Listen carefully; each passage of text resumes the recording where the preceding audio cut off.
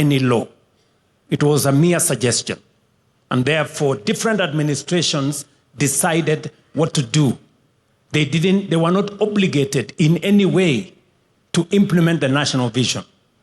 So others came, reversed this, others came, tried to push that, and it wasn't coherent.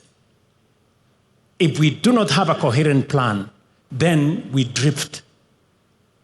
And therefore, it is important that we also agree on legislation that is going to guardrail Kenya into where we all want it to go.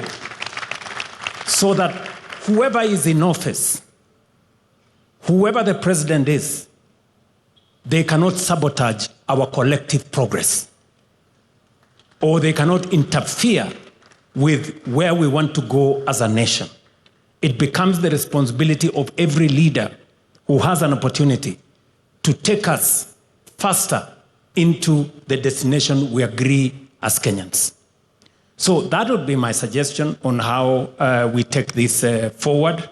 I am sure there are many suggestions around this table, and we must agree, or let me request that we agree, that if my suggestion is good, I must be willing to give way to a better suggestion by somebody else. And if that somebody else's suggestion is better, they must also be willing to give up to the best suggestion so that we can all move forward together. So that would be my suggestion. Maybe other people can also have an idea of how we take this forward.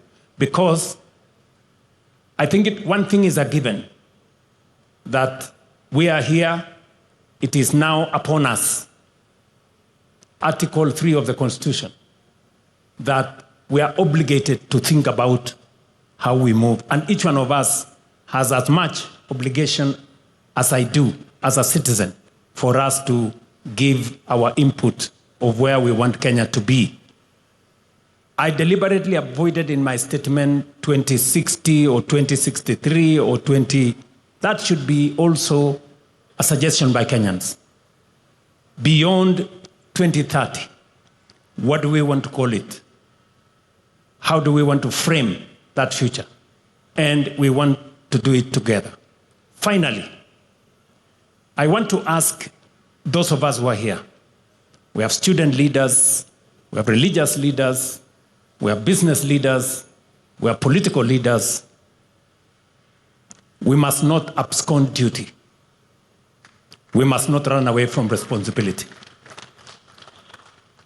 I know there is a temptation. We have civil society leaders. All of us have a stake in Kenya. So sometimes people want somebody else to do. But you know that somebody else could as well be yourself.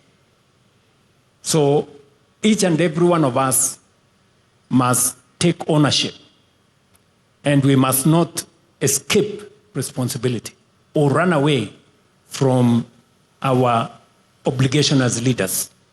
And that is why I'm asking all the leaders to work together so that we can facilitate all the citizens to participate in this process.